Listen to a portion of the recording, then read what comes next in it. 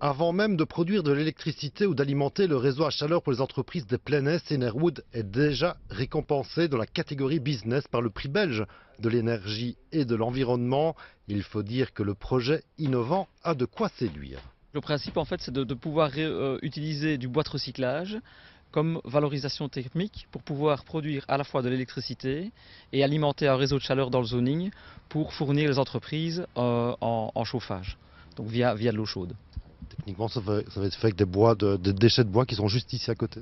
Donc voilà, le but évidemment c'était de pouvoir profiter du centre de tri qu'on a ici chez Dewaco Recyclage, avec évidemment pas mal de bois, et de faire ça au niveau local, de pouvoir valoriser thermiquement l'ensemble des bois que nous avons sur le site plutôt que d'aller les vendre bien loin ou l'exporter. Techniquement, ce sont donc des milliers de tonnes de bois fournis par l'entreprise voisine Dewaco qui permettra cette cogénération biomasse. C'est principalement des déchets de bois de recyclage, donc on s'adresse à l'industrie évidemment.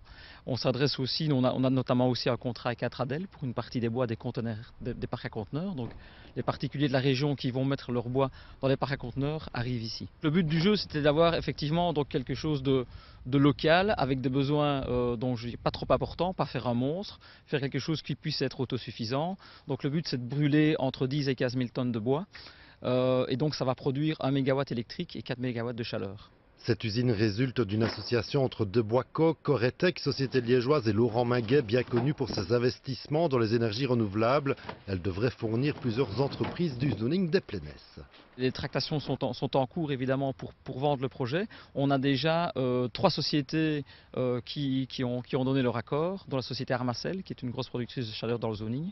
Et donc évidemment le but c'est de faire 2 branches dans le zoning et d'adjoindre le plus possible d'entreprises.